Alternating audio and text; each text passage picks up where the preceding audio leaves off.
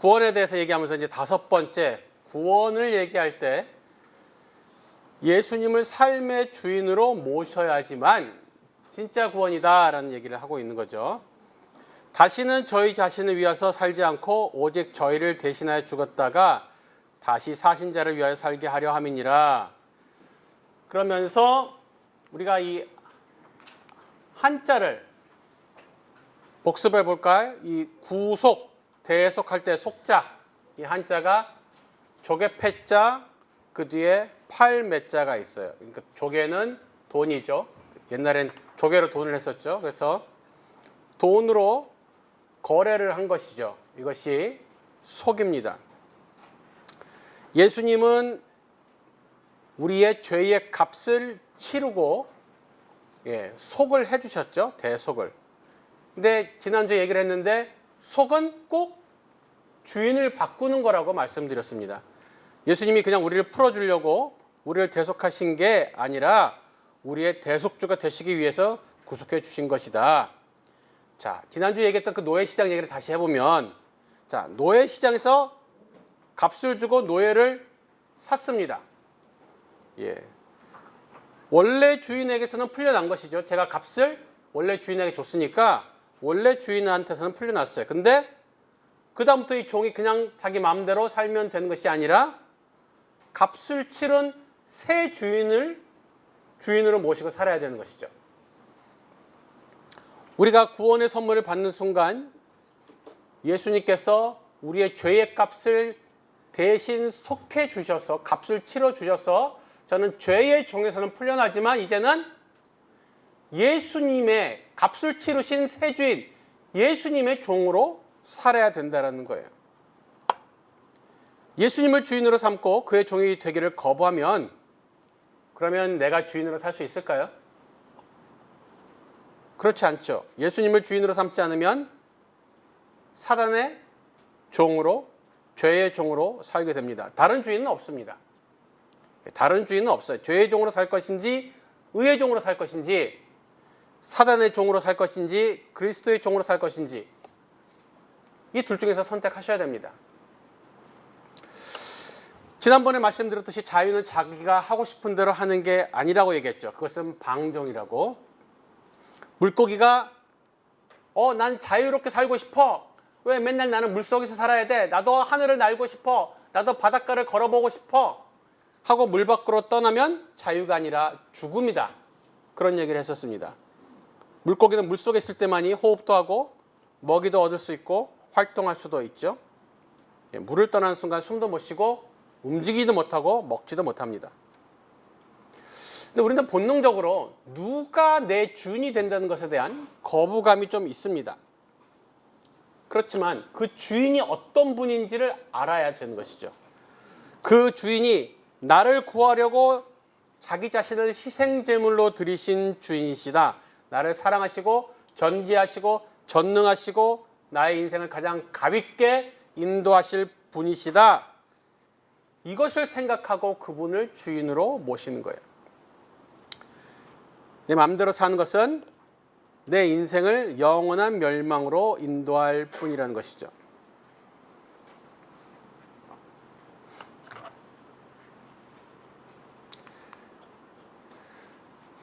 예수님을 선물 주고 죄 사해 주는 분으로는 좋지만 주인이 되는 것은 싫다면 믿는 게 아니에요. 나 죄 사해 주고 나 아쉬울 때 도와주는 분으로는 좋지만 주인이 되는 것은 싫어요. 그럼 믿는 게 아닙니다. 여섯 번째, 구원은 사명을 포함합니다. 사명은 옵션이 아니에요.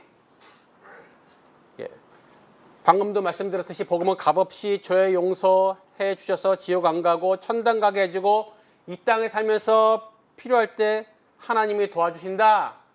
그런 내용이 아니라는 겁니다. 내가 마음대로 살아도 나는 너를 있는 그대로 사랑하고 너를 용서해. 나를 위해서 뭘 해주면 고맙겠지만 안 해줘도 상관은 없어. 이런 복음은 가짜 복음입니다. 구원은 반드시 사명을 포함해요. 사명을 포함하지 않는 복음은 가짜 복음입니다. 그래서 구원이 포함하는 사명 중에 여러 가지가 있을 수 있겠지만 오늘 두 가지를 얘기하려고 합니다. 첫 번째는 복음 전파의 사명이에요. 자, 이 구절을 보니까 우리를 갖다가 선택해서 왕 같은 제사장과 거룩한 나라와 소유된 백성으로 삼아 주시니 너무 좋잖아요. 그런데 그렇게 택해 주신 이유가 뭐라고 나옵니까? 아름다운 덕을 선전하게 하려 하심이라. 예, 이 아름다운 덕이 뭡니까? 예수 그리스도께서 우리를 구원해 주신 그 아름다운 덕을 선전하게 하는 게 우리를 구원해 주신 이유라는 거예요. 예. 복을 전하게 하려고 복받게 하셨다 이 말인 것이죠. 두 번째는 고린도후서 5장 17절 우리가 뭐 외우고 있죠. 그런 적 누구든지 그리스도 안에 있으면 새로운 피조물이라 이전 것은 지나갔으니 보라 새 것이 되었도다. 근데 이 새로운 피조물이 뭐냐? 그게 겉에 껍데기는 우리가 안 변했지만 속에 소프트웨어가 바뀌었다는 뜻이야. 그래서 새로운 피조물이라는 뜻이야. 라는 설명을 우리가 듣고 자랐습니다. 그런데 그 새로운 피조물에 관련되어져서 설명이 17절 바로 아래에 나와 있습니다.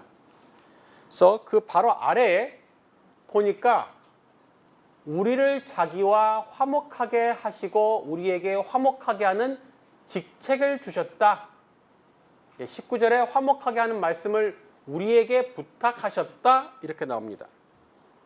자, 새로운 피조물은 첫 번째는 그리스도로 말미암아 하나님과 화목하게 된 새로운 신분이에요. 새로운 신분으로 우리가 새 피조물이 된 거예요. 두 번째는 화목하게 하는 새로운 직책을 받은 거예요. 새로운 직분을. 이게 새로운 피조물이에요. 새로운 피조물은 하드웨어 껍데기 육체는 안 변하고 안에 내부적인 소프트웨어만 바뀐 것, 이 설명만으로는 뭔가 좀 아쉬워요. 원래는 우리가 하나님과 어떤 관계였어요? 진노의 대상, 원수. 새로운 피조물은 하나님과 화목해 된 새로운 관계. 플러스 이제 네가 하나님과 화목해 되었으니까 너는 가서 다른 사람을 하나님과 화목해 해라. 그런 말씀을 전파해라 라는 새로운 직책을 받은 것. 이게 새로운 피조물이에요. 모든 구원받은 사람은 구원을 전달할 사명을 가진다는 것이죠. 나를 위해서만 구원을 간직하는 사람은 구원을 잘못 이해한 사람이고 세상의 다른 종교는 지극히 자기중심적이고 자기 기복적이죠. 나와 가족이 복받기 위해서 믿죠. 그러나 기독교는 복을 받고 누리고 전하고 복을 전달하기 위해서 복을 받는 것이죠. 예.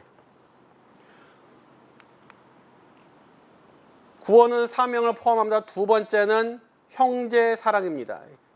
눈에 보이는 형제를 사랑하지 아니하면 보지 못하는 바 하나님을 사랑할 수 없다라는 거예요.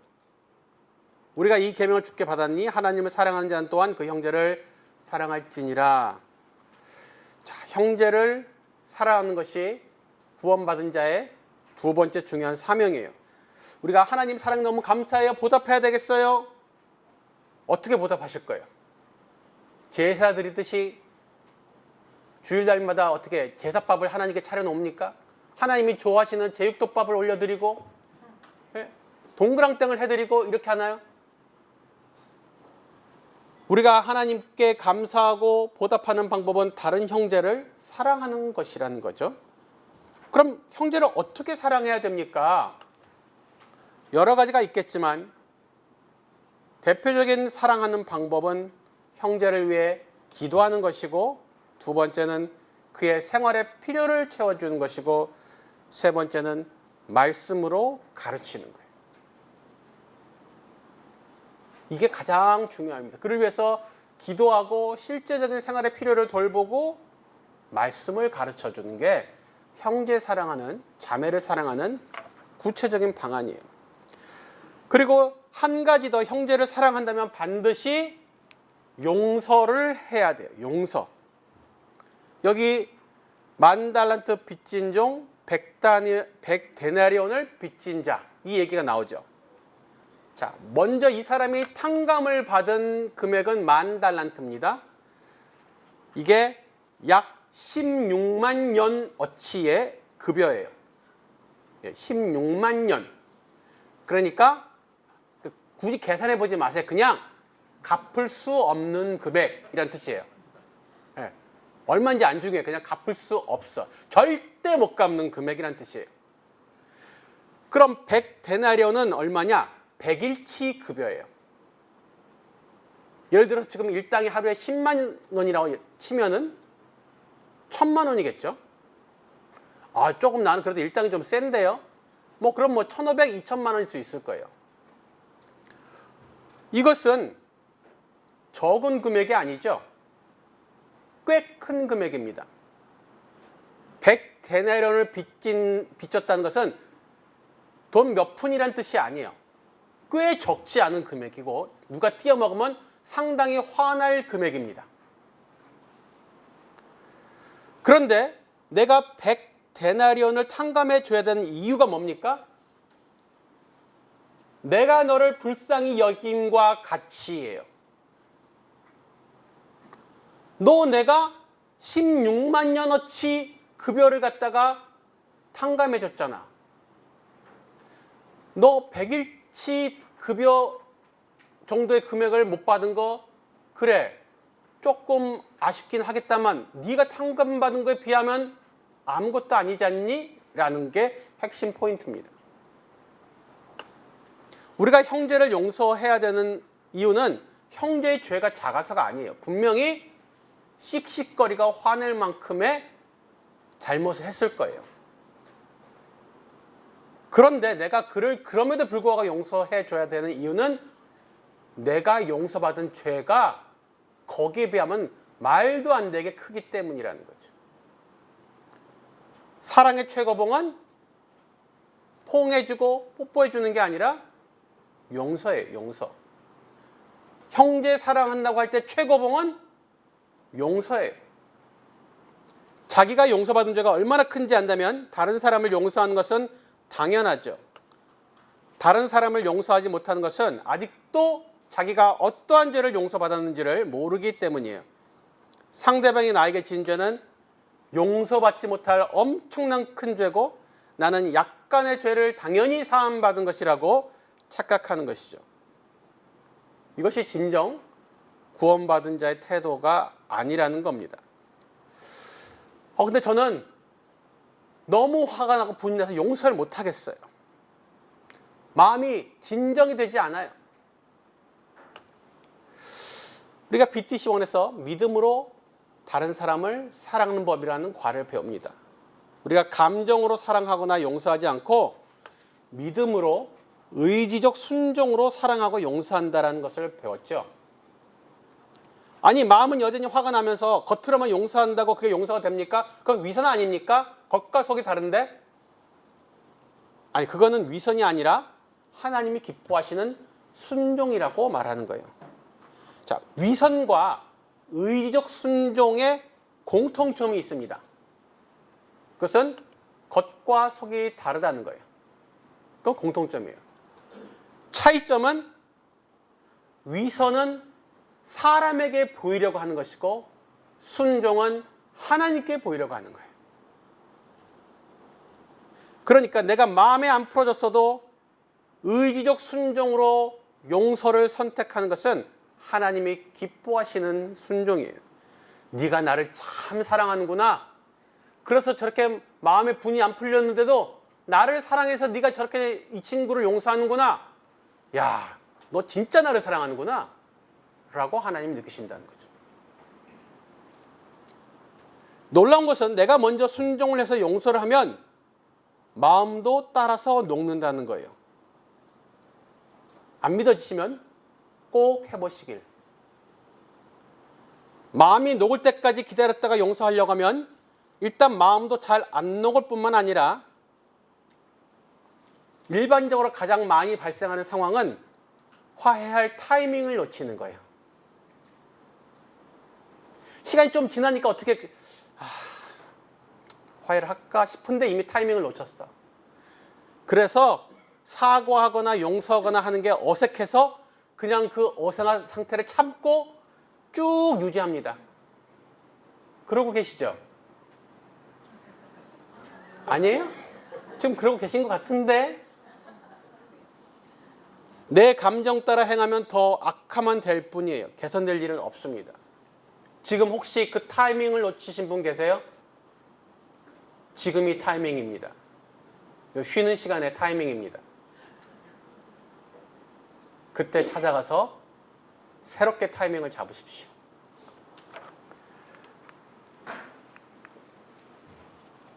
우리가 구원을 얘기하면서 7번째는 우리는 구원 왜 받았니? 교제를 위해서 구원받았습니다. 창조 목적의 교제가 있었죠.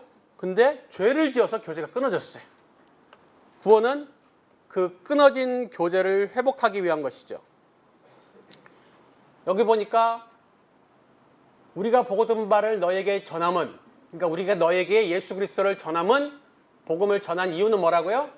너희로 우리와 사귐이 있게 하려고. 네, 내가 너희에게 복음을 전한 이유는 우리랑 사귀게 하려고. 근데 그 사귐은 또 뭐랑 연결돼요?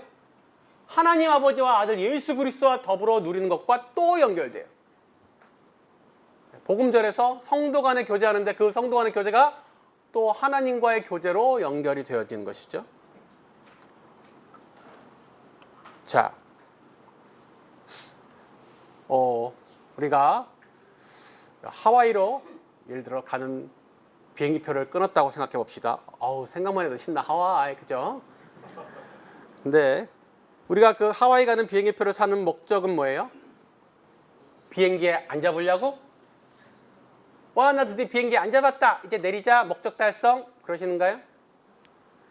아니면 호놀룰루 공항에 도착하는 것이 여러분의 목적이세요? 아니죠.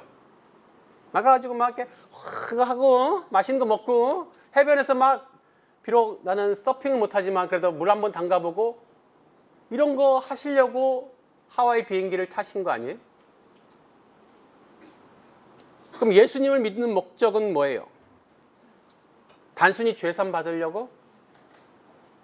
그거 그냥 비행기 타보려는 거죠. 지옥 안 가려고? 그냥 호놀룰루 공항 도착해 보려고 타는 거죠, 비행기를. 죄산 받고 구원받아야 하는 이유는 죄가 있으면 주님과 교제할 수 없기 때문이에요. 주님은 우리가 교제하고 싶어 하시는데 유일한 장애물이 죄죠. 그래서 죄상을 받고 구원받아야 하는 거예요. 교제를 회복해야 되니까 구원받아야 되는 거예요. 지옥 안 가는 것은 거기에 비하면 작은 문제예요.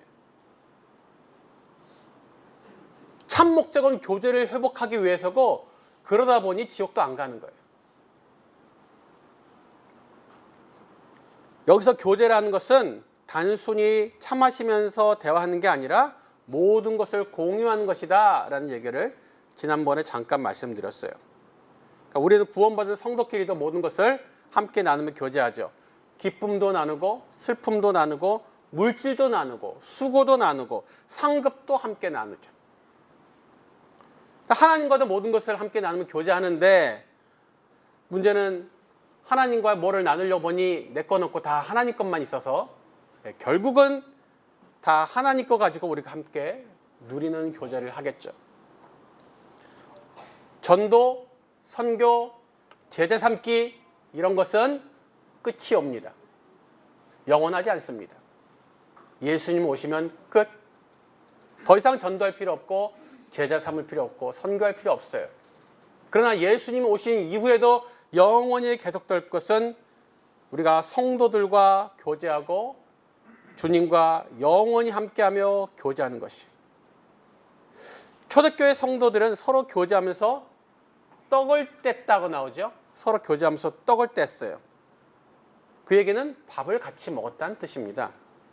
그러니까 지체들과 같이 밥 먹는 거 좀 이따 밥 시간이잖아요. 밥 먹는 거 끼니 때우려고 먹는 게 아니라는 거예요. 우리는 밥 먹는 거 우습게 보시면 안 돼요. 같이 형제와 자매와 밥 먹는 거는 창조의 목적이고 구원의 목적이고 제자 훈련의 방법이에요. 어떤 지체가 저한테 그러세요.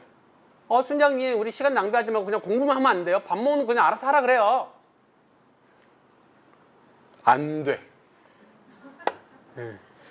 예수님도 제자들과 먹고 마시셨어요. 죄인들과 식사하셨어요. 계시록 3장 20절에서 뭐라고 말씀하셔요? 계시록 3장 20절 여러분들 외우고 계신다고 생각하고 내가 그와 더불어 먹고 마시리라. 예, 식사교제. 교제는 그냥 신앙생활의 일부분이 아니라 가끔 스트레스 해소를 풀기 위한 수단으로 하는 것이 아니라 본질이고 핵심이라는 거예요. 교제는 구원에. 전도와 선교는 사라져도 예배와 교제는 영원하다. 여덟 번째는 구원은 이미 얻은 구원, 칭의와 이뤄가야 할 구원, 성화라는 게 있어요. 자, 대부분의 사람들이 구원이라고 할 때 관심을 갖는 게 지옥 안 가고 천당 가는 구원이에요. 그죠? 그래서 그런데 성경은 구원을 그렇게 단순하게만 말하고 있지는 않습니다. 난 머리 아프고 딱 질색이야. 그냥 단순하게 말해줘. 그러니까 그래서 지옥 간다는 거야, 안 되는 거야. 천국을 가는 거야, 못 가는 거야. 우리는 오로지 이것만 관심이 있는데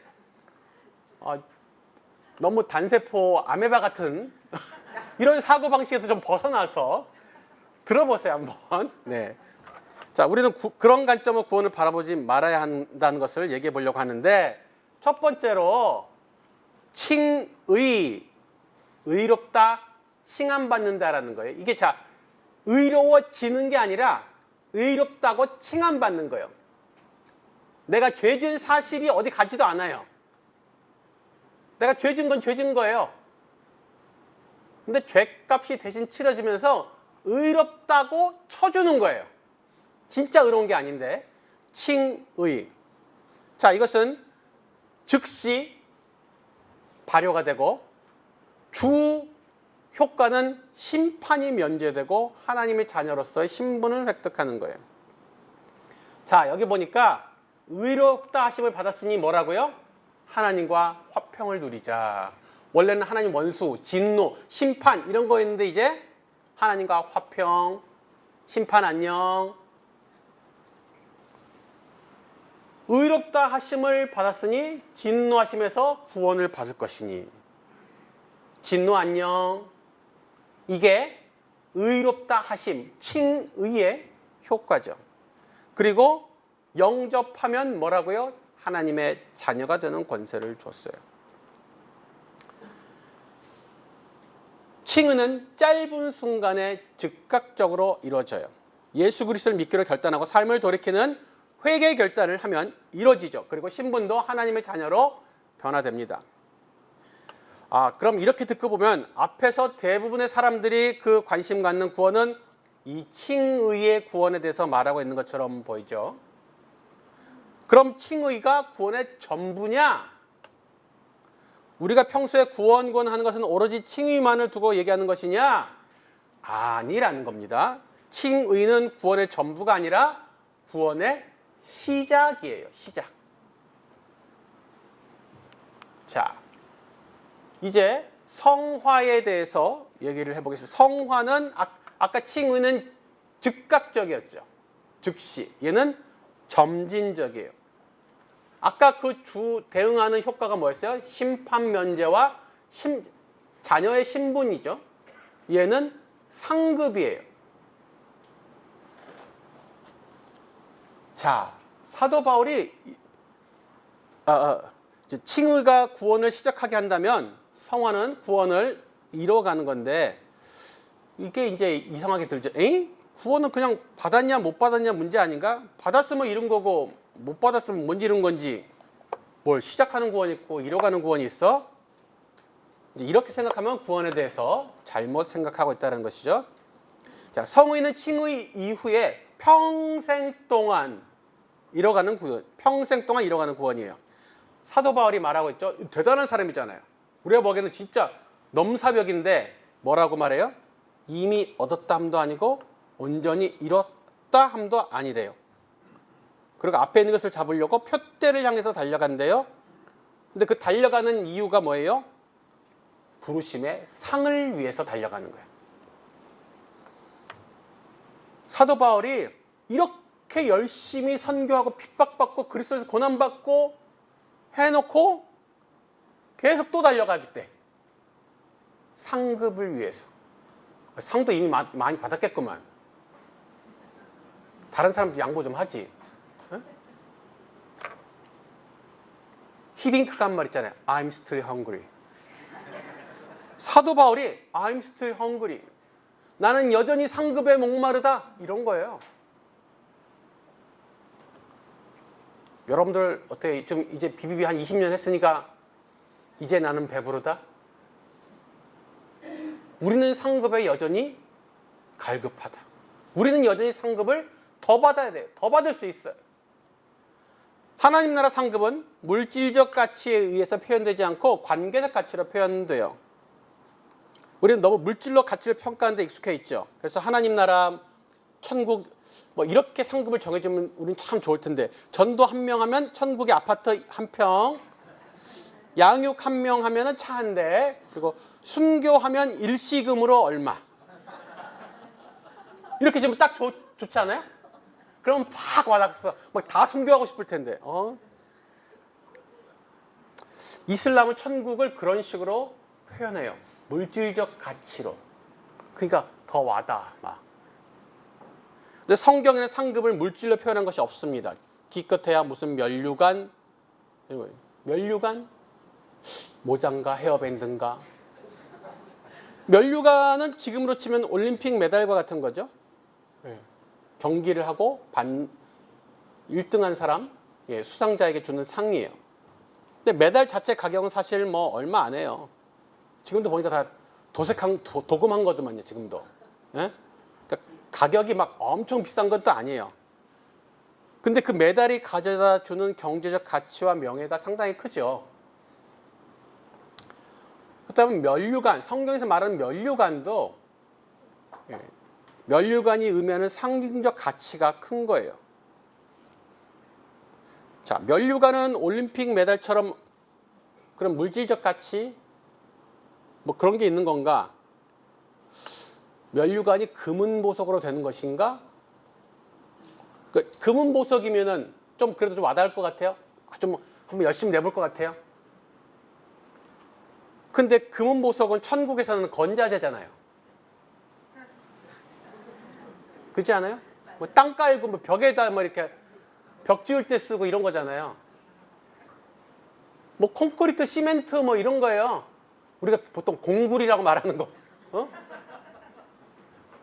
금은 보석이 천국 가면 그냥 그런 걸로 쓰이는 거예요. 그러니까 별 의미가 없어요. 훨씬 가치 있는 것은 뭐냐? 하나님과의 관계입니다. 천국에서는 돈으로 얼마냐는 아무런 가치가 없고 하나님과의 관계가 얼마냐가 훨씬 큰 가치라는 거예요. 그러니까 우리가 성화를 통해서 순종을 통해서 얻게 되는 상급은 물질적인 것, 아파트 한 평, 차 한 대 이런 것이 아니라 하나님과의 관계적인 상급이에요. 그러니 대부분의 사람들이 중요성을 피부로 못 느끼죠. 그러나 지혜 있는 자는 그 가치를 알아보고 상급을 받기 위해 힘쓸 거예요. 또 어떤 분들은 그런 얘기합니다. 무슨 상급을 바라고 해요. 순수하지 못하게 그냥 주님을 사랑하는 마음으로 하면 되는 거지. 뭔 상급을 또 바라고. 이게 순수한 마음이 아니라 하나님을 무시하는 거예요. 하나님을 상급을 받으라고, 상급 주겠다고 그렇게 많이 얘기하시는데 난 상급은 그런 거 중요하지 않다고. 이게 무슨 말이에요? 이게 하나님이 그렇게 받으라고 주겠다고 하시는데 나는 그거 중요하지 않다고. 아니에요. 상급을 바라고 상급을 쫓는 것은 믿음이에요. 믿음. 제자들은 반드시 상급을 바라야 돼요. 상급을 바라지 않고 무슨 제자가 됩니까?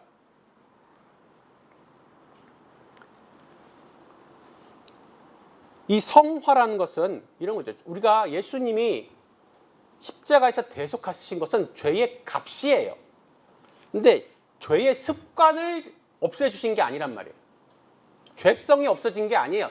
죄의 값이 없어진 것이지. 그러니까 우리가 예수님 믿고 칭의, 의로움 받았는데도 불구하고 여전히 죄를 짓는 것은 죄값은 없지만 죄의 습관이 남아서거든요. 이런 거죠. 한 빈민굴에서 거지로 20년 넘게 살아온 어떤 아이가 암행순찰을 하시던 임금님을 뛰었는데 그 임금님 딱 보니까 얘 귀 뒤에 저거 20년 전에 잃어버린 내 아들인데, 그래서 여봐라, 이 아이는 20년 전에 잃어버린 내 아들이다. 황궁으로 데려가거라. 그래서 예의하고 데려갔어요. 그래서 목욕제기를 하고 깨끗하게 옷 갈아입히고 뭐 이발도 하고 그랬는데, 그럼 신분이 하루아침에 바뀌었잖아요. 거지에서 왕자로 하루아침에 바뀌었잖아요. 그런데 20년간 빈민굴에서 놀던 습관은 어떻게 짝다리 짚고 이렇게 침 짝짝 뱉고 이런 거, 그러면서 막 이렇게 18 식빵 하는 이런 말버릇 또 못 고치고 그럴 거 아니에요. 그럼 어떻게 돼요? 바뀐 신분에 합당한 왕궁의 법도를 배워야죠. 그래서 과외 선생님을 붙여주잖아요. 왕궁의 법도를 가르치는. 우리가 예수 믿고 하루아침에 왕의 자녀가 되었지만은 우리 짝다리 짚고 침 찍찍 뱉는 습관은 아직 남아있다 이거죠. 그래서 왕궁의 법도를 성경 공부를 하면서 배우는 거예요. 하나님의 자녀는 이리 살면 아니 되옵니다. 배우는 거예요. 그것을 성화라고 한다. 다른 종교는 먼저 걸맞는 삶을 갖추면 그에 맞는 신분을 줄 수 있을지 알 수가 없어요. 네가 걸맞는 삶을 갖추면 거기에 맞는 신분을 줄게 말까? 줄게 말까? 이러는 거예요. 그런데 우리는 신분이 먼저 주어지고 그에 걸맞는 삶을 나중에 살도록 요구받죠. 다른 종교는 행위의 변화를 추구하지만 기독교는 신분의 변화를 먼저 추구하고 신분에 합당한 삶을 배워나가는 거예요. 그래서 예수님이 오신 목적, 예수님이 온 것은 양으로 생명을 얻게 하고 더 풍성히 얻게 하려는 것이라 사형리에 나오니까 습관적으로 우리가 읽었어요. 근데 저기 보면 예수님이 오신 목적이 두 가지로 갈려 있죠. 생명 얻게 하는 거하고 풍성히 얻게 하는 것. 이 두 가지가 예수님이 오신 목적이란 말이에요.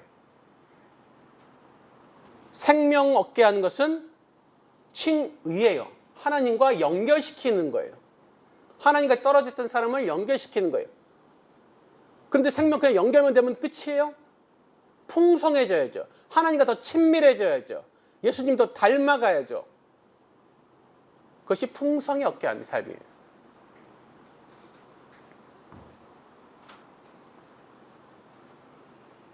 많은 분들이 주님과 친밀함 하면 떠올리는 것이 성경 많이 읽고 기도 많이 하고 찬양 많이 드리고 예배를 자주 드리는 것을 떠올립니다. 물론 이런 것들이 하나님과 친밀함을 쌓는데 아주 중요하긴 합니다. 그렇지만 최종적으로 친밀함은 하나님 말씀에 순종함으로 쌓여갑니다. 아무리 내가 말씀 많이 보고 기도 많이 하고 찬양 많이 해도 실제로 말씀에 순종의 삶을 살지 않으면, 순종의 마음만 품고 실제로 순종의 삶을 살지 않으면 절대로 주님과 친밀해질 수 없어요. 절대로 풍성해질 수 없어요. 큰 집으로 이사 가고 뭐 좋은 차를 사는 것이 풍성해지는 것이 아니라 순종으로 하나님과 친밀해지는 것이 예수님이 오신 풍성한 삶의 목적이죠. 실제이죠. 평생도록 그분의 말씀에 순종하는 삶을 바울처럼 살 때 더 친밀함이 깊어지고 풍성해지는 거예요. 그리고 더 큰 상급이 있는 거죠. 그러면은 우리는 또 깝깝해요. 숨이 탁탁 막혀요. 순종, 성화, 뭐 완전케 하려 함이라. 그러면 막 머리가 지끈지끈. 그런데 순종이나 성화는 할당량이 아니라 표대라는 것이에요. 표대. 할당량, 영업부서에서 할당량, 자 이번 달 목표에, 자 영업 1팀 이번 달 10억입니다. 10억 못하시면 퇴근 못하세요. 10억 못하시면 월급에서 깝니다. 10억 넘기시면 보너스 있습니다. 이런 게 할당량이죠. 그것은 그래도 해봄직한 거예요. 열심히 노력해보면 할 수 있을 것 같아서 할당량을 그렇게 주는 거예요. 근데 우리가 성화라는 것은 여러분 예수님과 똑같이 못 되시면 오늘 퇴근 못 하세요. 오늘 밤 주무시지 못하세요. 이런 게 아니라는 거죠. 오늘 죄 지은 거 5번 넘으신 분들 오늘 밤새 철야 예배 드리세요. 이런 거 아니에요. 표대, 멀리 보이는 표대, 이런 거 수평선을 해변에서 수평선 볼 때 우와 엄청 머네 저기 수평선. 배를 타고 10km를 나갔어요. 수평선 다시 보세요. 어디 있어요? 우와 수평선 되게 머네. 똑같죠? 초신자가 해변에서 예수님 볼 때 우와 예수님 저기 멀리 있다. 우리같이 30년 40년 믿은 사람이 한참 나가서 예수님 다시 봐도 우와 예수님 저기 있다. 여러분도 어떻게 예수님 30년 믿으시니까 예수님이 코앞에 와 있는 것 같으세요? 아직도 잘 모르겠죠. 지극히 정상. 표대라는 것이 원래 그렇다는 거예요. 이걸 완성시킬 수 있어서가 아니라 예수님을 향한 영원한 평생의 방향성이에요. 성화는 내가 이룰 수 있는 목표 할당치가 아니에요. 갈 수 있는 데까지 온 힘을 다해서 가요. 갈 때까지 가는 거예요. 그리고 끝나는 거예요. 그러면서 모래 위에 집을 지은 사람들, 터 위에 나무나 풀이나 집으로 집을 지은 사람은 어떤 사람들이에요? 순종하지 않는 사람들이라고. 모래 위에 집을 지을 수 있습니까? 없습니까? 지어져요. 모래 위에도 집이 지어진다고요. 그럴싸하게 지어진다고요. 그러니까 순종 안 하고도 그리스도인처럼 그럴듯하게 보일 수 있다고요. 근데 한번 홍수가 나봐야 알지. 나중에 불로 한번 태워봐야 알지. 검증받는 날이 온다는 겁니다. 어떤 사람은 난 그냥 지옥만 안 가면 돼 라고 생각할지 모르겠어요. 상을 얻는 구원과 불 가운데 타버린 구원이 존재한다는 것을 성경에서 얘기하고 있죠. 그 공적이 불타면 해를 받으리니 자신은 구원을 받되 불 가운데 받은 것 같을 것이다. 또 성화 관련해서 우리가 갖는 잘못된 이미지는 인격적으로 성숙한 사람이 되는 것이 성화라고 생각하는 거예요. 성화는 착한 사람이 되는 것이 아니라 그리스도를 닮는 것을 말합니다. 그리스도의 인격을 닮을 뿐 아니라 그분의 사역과 그분의 고난도 닮는 거예요. 이거는 나중에 다시 자세히 얘기할 겁니다. 그러니까 인격만 닮아가는 것을 성화로 여기면 안 돼요. 복음 전하지 않고 제자 삼지 않고 하나님 나라 확장에 참여하다가 고난받지 않으면 성화가 제대로 이루어지지 않습니다. 또 이런 생각을 하시는 분들이 있죠. 그럼 칭의의 구원과 성화의 구원 분리될 수 없을까요? 칭의만 받고 성화는 안 하고 하는 이런 얌체 구원이 혹시 그래도 가능하지 않을까요? 되면 참 좋겠어요. 그죠? 이런 얌체 구원에 대한 기대를 갖는 것 자체가 예수님을 잘못 믿고 있다는 표시예요. 칭의와 성화를 분리해서 생각하고 칭의만 하고 성화는 하고 싶지 않다는 생각을 하는 이유는 구원을 천국 입장권으로 생각하기 때문입니다. 이제 이 말을 여러분들 잘 기억하셔야 돼요.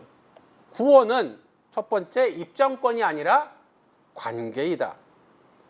구원을 그냥 우리가 그러잖아요. 구원 받는다. 그러니까 받는다라고 동사를 쓰죠. 지옥 안 가고 천당 가는 구원 티켓을 받는다. 이렇게 생각하는 거예요. 구원을 입장권처럼 생각하죠. 자, BTS 월드 투어 그래가지고 서울에서 콘서트를 하는데 밤 12시부터 오픈한다 인터넷에 가지고 12시 한데 내가 0.01초의 반응 속도로 딱 해가지고 BTS 티켓을 갖다 내가 딱 끊었어요. 아시죠? BTS 티켓 끊으려면 0.01초에 동물과 같은 반응 속도를 누르지 않으면 못 구매해요. 여기 있는 분들은 대부분 관절이 이미 희망이 없어. 우리 관절이 움직이는 순간 이미 매진 뜰 거예요. 그러나 하여튼 그런 소망을 우리가 품고, 그러니까 만약에 구했다. BTS 표를 우리가 구했어요. 그럼 내가 그런 그 BTS 팬을 아미라 그러잖아요. 아미. 일단 나는 콘서트 티켓을 가졌잖아요.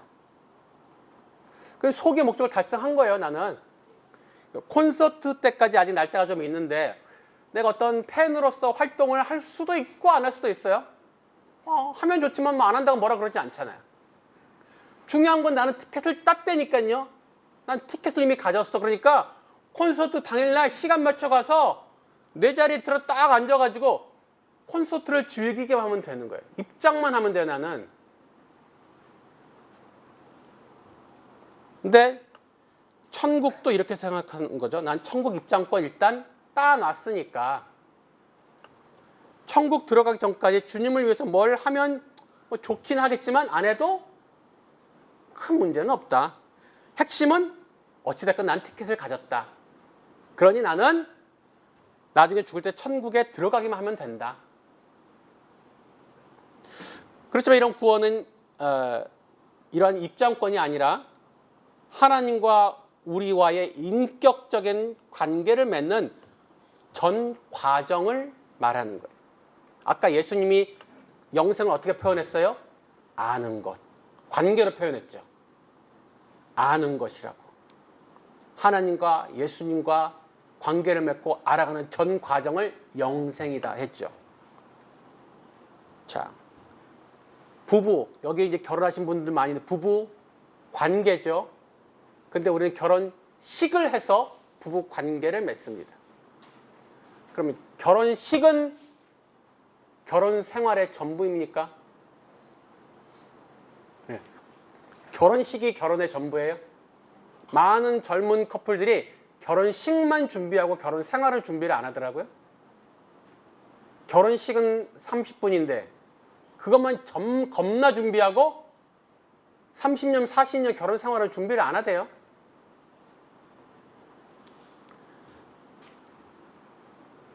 결혼식과 결혼 생활 분리할 수 없죠. 결혼식은 결혼의 시작이지 전부가 아니잖아요.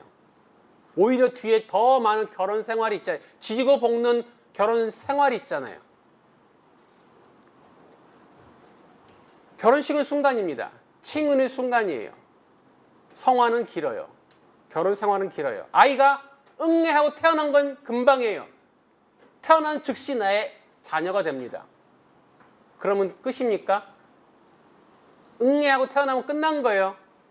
그 애가 계속 자라면서 아빠, 엄마와 계속 관계를 맺으면서 자라가잖아요. 일생을 거쳐서. 우리가 하나님과 칭의라는 순간에 관계를 맺고 일생을 거쳐서 성화라는 관계 맺는 전 과정을 겪는 거예요. 그러니 결혼식과 결혼 생활을 분리할 수 없고 출생과 아이의 양육 성장을 분리할 수 없듯이 칭의와 성화는 따로 분리할 수 없어요. 이거는 하나예요. 이걸 분리해 보려는 생각 자체가 불순해. 그런 생각을 하시면 안 돼요. 나는 결혼식만 하고 결혼 생활을 안 할 거야 라고 똑같은 거예요. 그런 생각하는 사람 이상하지 않아요? 난 애를 낳기만 하고 키우지는 않을 거야. 이상하지 않아요, 그 사람? 나는 칭의만 하고 성화는 안 할 거야. 이상하지 않냐고요, 그 사람이. 잘못된 거예요. 구원은 입장권이 아니라 관계입니다. 그래서 바울은 너희 구원을 이루라는 말을 그래서 한 거예요. 구원은 또한 즉각성과 점진성 모두를 가지고 있어요. 칭의는 즉각적인 것이죠. 그러나 성화는 점진적인 것이에요. 결혼식을 통해서 남녀는 즉각 부부가 되지만 오랜 시간을 거쳐서 점진적으로 더 온전한 부부가 되어 갑니다. 부모와 자녀의 관계도 이러하죠. 우리와 하나님과의 관계도 이러합니다. 회개하고 예수를 믿기로 결단한 순간 즉각적으로 하나님의 자녀가 되고 오랜 시간을 거쳐서 예수님을 본받는 순종의 삶을 살면서 더 깊고 친밀한 관계로 성숙해 나갑니다. 이것은 결코 분리해서 생각할 수 없는 일입니다. 자, 이제 9번째 종말이죠, 종말.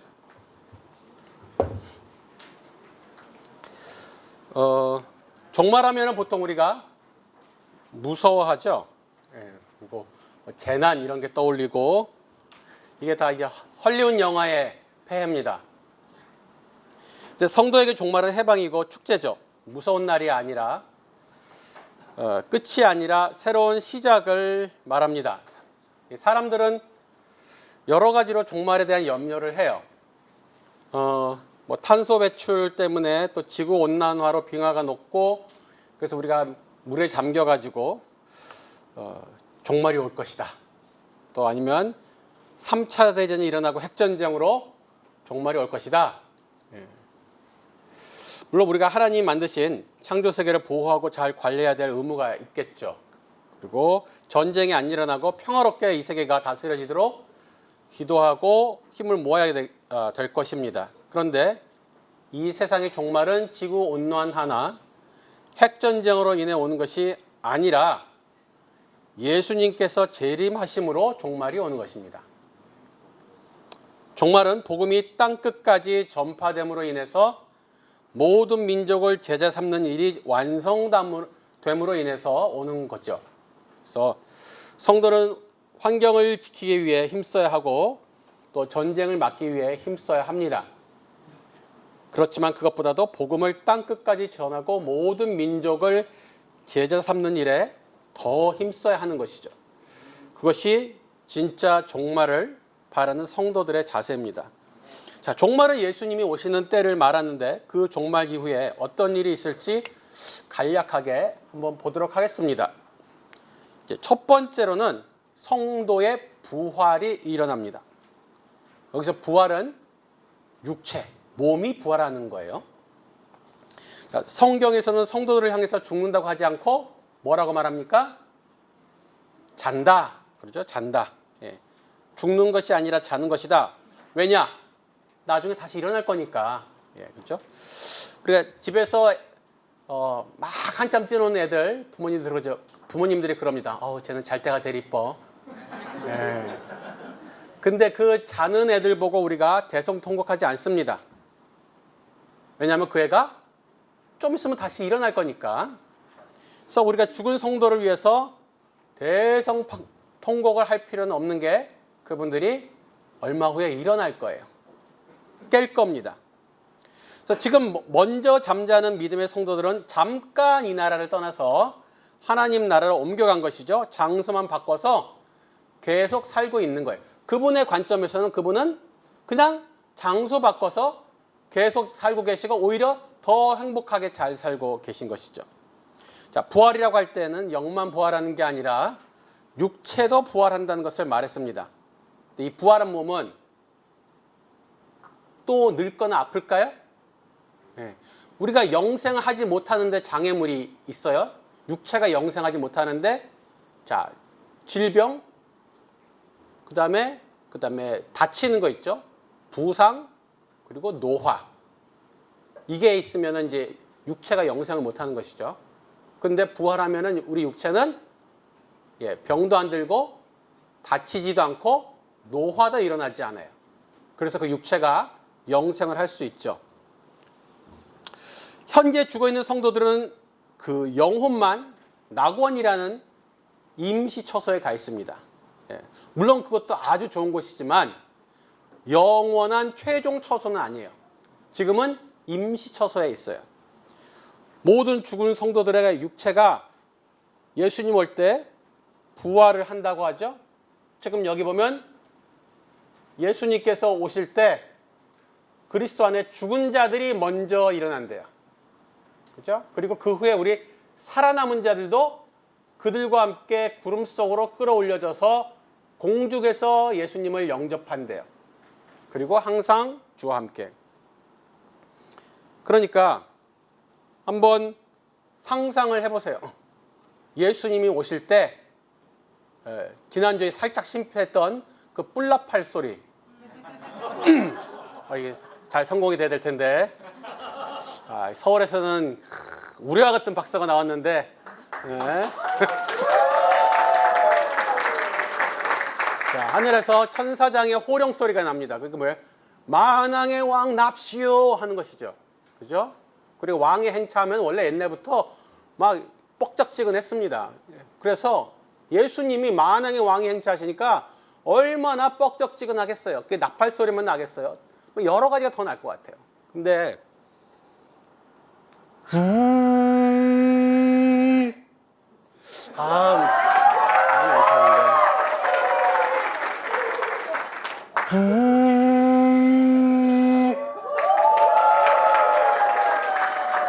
네, 이렇게 엎드려 절 받으려고 한 건 아니었지만 하여튼 이런 소리가 정말 하늘에서 울리고 예수님이 구름 타고 오시고 그 다음에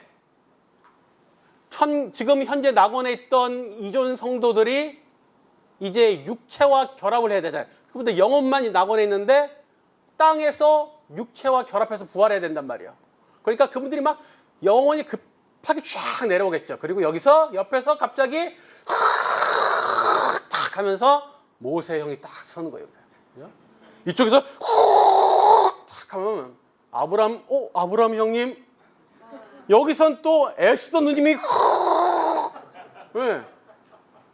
그렇게 한다면 우리 살아남아있던, 예수님 올 때까지 살아남아있던 사람들도 육체가 부활할 거예요. 요술공주 핑키처럼 한 바퀴 핑크 돌면 우리가 샤방하고 이렇게 썩지 않는 육체로 부활한다는 거죠. 그 다음에 뭐예요? 손을 잡고 우리가 양옆에 있는 그들과 함께 구름 속으로 끌어올려 다 같이 손을 잡고 하늘로 올라가는 거죠.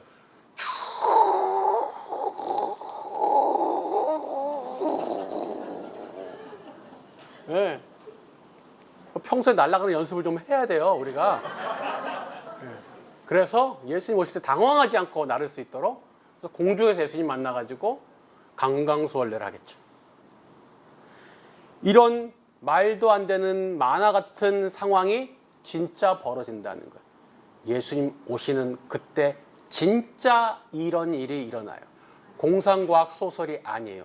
진짜 진실로 말하노니 예수는 재림하시고 우리는 부활하고 우리는 공중으로 들어올려서 공중에서 예수님을 영접하는.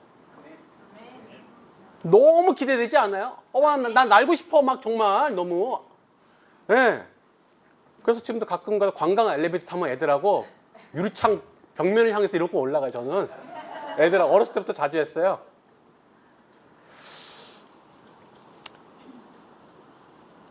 그래서 모든 성도들이 영혼육이 있는 영혼육이 완전 결합된, 그것도 삼위일체죠. 온전히 썩지 않는 몸으로 주님과 영원히 살게 됩니다. 이때 부활한 몸의 특징은 예수님 부활 후의 상태를 보면 알 수 있어요. 그것을 부활체, 부활한 몸이라고 해서 부활체 이렇게 부릅니다. 자, 부활한 몸은 영적 특성과 육적 특성을 다 가지고 있어요. 예수님 부활하신 걸 참고를 해보면 되죠. 자, 예수님 부활하신 후에 식사를 하셨어요.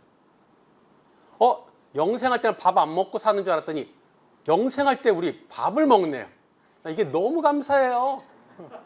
막 알약만 먹고 영생하고 그러면 얼마나 지루했을까. 근데 예수님이 조반을 드셨어. 생선을 드셨어.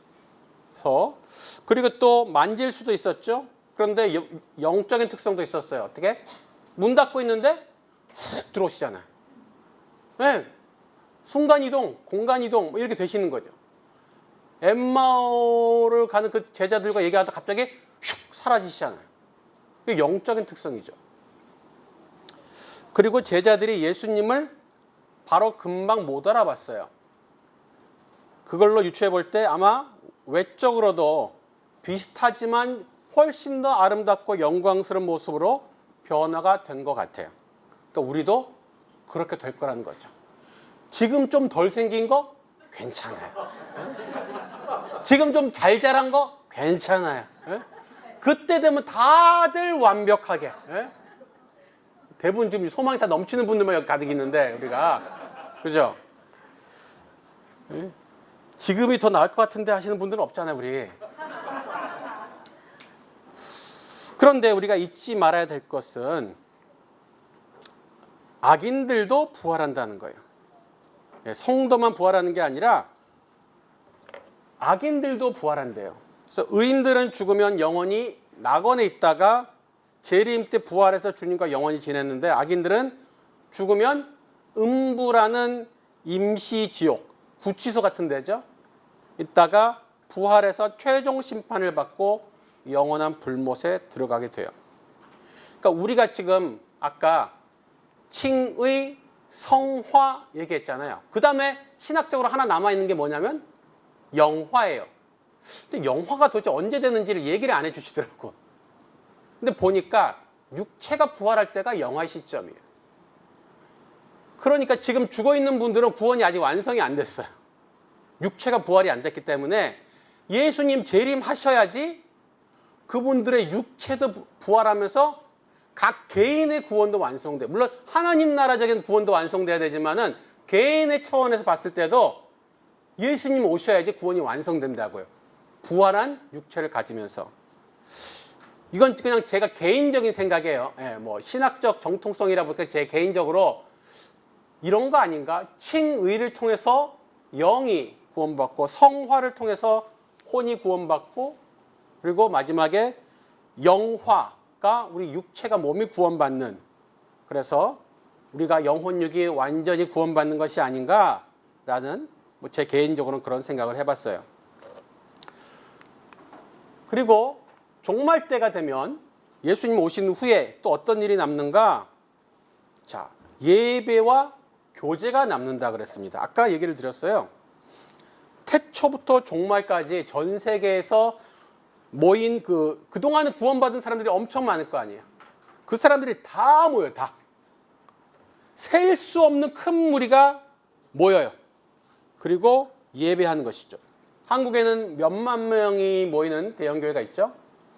또 과거에 아프리카에서 초월해서 100만 명이 모인 집회가 열린 그런 영상을 본 적이 있습니다. 그런데 최종적인 하나님 나라에선 도저히 셀 수도 없는 허다한 무리가 함께 예배 드리는 거죠. 단순히 예배만 드리는 게 아니라 함께 누리고 교제하며 예수님과 함께 먹고 마시는 그런 관계가 된다는 거예요. 단순히 밥 먹는 사이가 아니라 모든 것을 함께 공유하고 완전 가족 같은 사이가 되는 그런 것이죠. 세 번째는 새 하늘 새 땅 그리고 새 예루살렘이 나옵니다. 자, 우리가 보고 있는 지금 모든 지구와 우주의 모습은 옛 땅, 옛 하늘이에요. 그 옛 땅, 옛 하늘과 대비되는 새 하늘, 새 땅이 나타날 것입니다. 이게 아주 성경적이고 좋은 단어인데 이상한 분들이 잘못 쓰셔가지고 지금 이 좋은 단어가 고난받고 있잖아요. 그죠? 신천지, 새 하늘, 새 땅 아주 성경적인 건데 참 나빠요, 그 사람들이. 이 새 하늘, 새 땅 관련해서는 이제 두 가지 설이 있습니다. 하나는 전면 교체설이라고 해요. 그러니까 현재의 지구와 우주가 아예 싹 없어지고 완전 새로운 세상이 주어진다는 의미고, 두 번째는 만물 갱신설이라고 합니다. 그러니까 예수님의 육체가 원래의 정체성을 유지한 상태에서 부활체로 바뀐 것처럼 우리 성도의 육체도 원래의 정체성을 유지하면서 새로운 부활체로 바뀌는 것처럼 이 지구와 우주 만물도 원래 것이 사라지는 것이 아니라 원래의 그 정체성을 가진 가운데서 완전 새롭게 갱신한다는 거죠. 이제 많은 신학자들이 이 두 번째 설을 지지한다고 합니다. 어찌되었건 지금 우리가 보고 있는 이 땅과 하늘은 이제 볼 수 없는 날이 올 겁니다. 새 하늘 새 땅이 생겼다. 이 얘기는 피조 세계가 구속됐다는 뜻이에요. 아까 처음에 총체적 구원 얘기하면서 피조물이 구원받아야 된다라는 얘기를 했죠. 지금 피조물들이 신음하면서 하나님의 아들들이 나타날 것을 기다리고 있다라고. 예, 새하늘 새 땅이 오면 피조 세계가 구속된 거예요. 로마서 8장 22절에 피조물이 다 이제까지 함께 탄식하며 함께 고통을 겪은 것을 우리가 아느니라. 그러니까 종말에 이루어질 일은 인간뿐 아니라 하나님의 피조 세계가 구속되는 일까지 일어나야 돼요. 그리고 나서는 새 예루살렘이 하나님께로부터 하늘에서 내려온다고 말을 하고 있습니다. 그런데 그 새 예루살렘은 예루살렘은 이제 하나님이 거하시는 성이잖아요. 그러니까 이건 하나님 나라 백성 공동체를 상징하는 단어라고 할 수 있습니다. 그 하나님 나라 공동체는 신부가 남편을 위해 단장한 것처럼 순결한 공동체죠. 자, 새 예루살렘, 사실은 공간적인 단어잖아요. 그죠? 한 지명인데 하나님 나라 백성들이 거할 공간적인 이미지와 그리스도의 순결한 신부라는 관계적 이미지를 모두 포함하고 있어요. 새 예루살렘이라는 단어가. 그러니까 결국 종말에는 구속된 피조물들과 더불어서 구속된 순결한 하나님 나라 백성 새 예루살렘 공동체가 영원히 주님과 함께하는 세상이 될 것이다. 이걸 피상적 말고 진짜 구체적으로 사진을 보듯이 영상을 보듯이 그려보세요. 난 너무 기대가 돼요. 너무 기대가 돼요.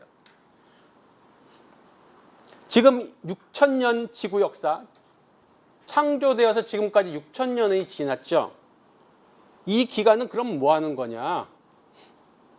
새하늘, 새 땅, 새 예루살렘에서 영원히 교제하기 위한 자발적 순종의 공동체를 선발하고 훈련하는 기간이라고 할 수 있어요.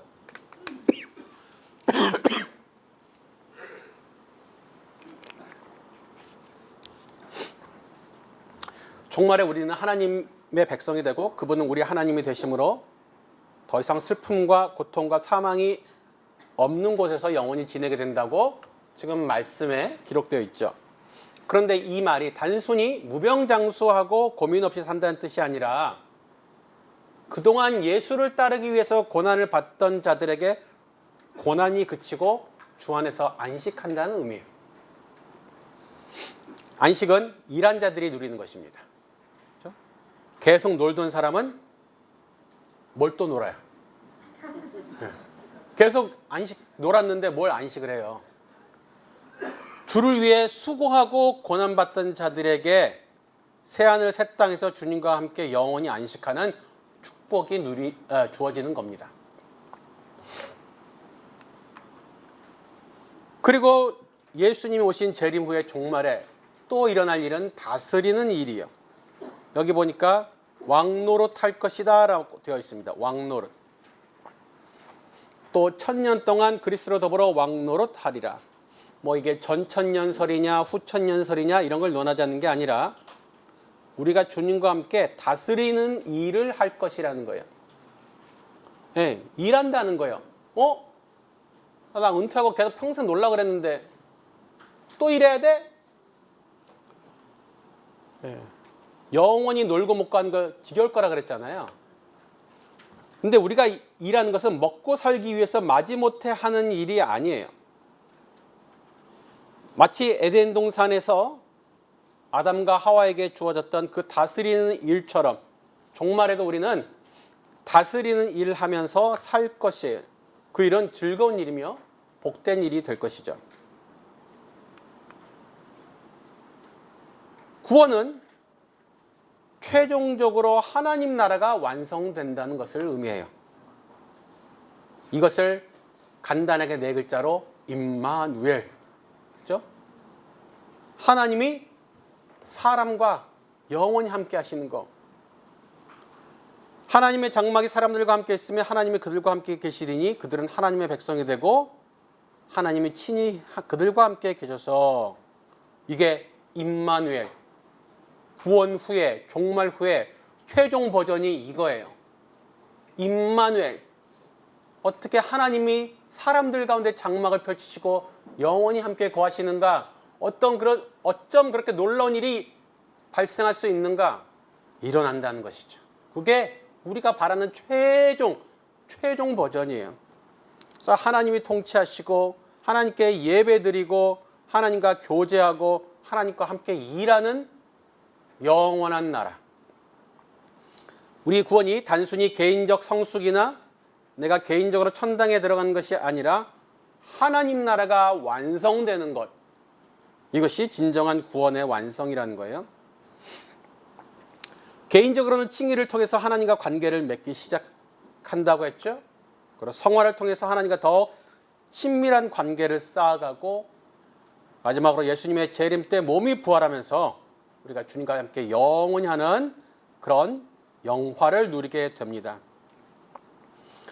구원에 대해서 우리가 또 하나 기억해야 될 중요한 개념은 구원의 공동체성이에요. 공동체성. 혼자 구원을 시작할 수는 있지만 아무도 혼자서 구원을 이뤄나가고 완성시킬 수는 없습니다. 반드시 공동체와 함께 완성시켜야 되는데 이 부분은 우리 뒤에 있는 우리의 신분 내용과 맞물려 있어서 뒤에서 얘기를 하도록 하겠습니다.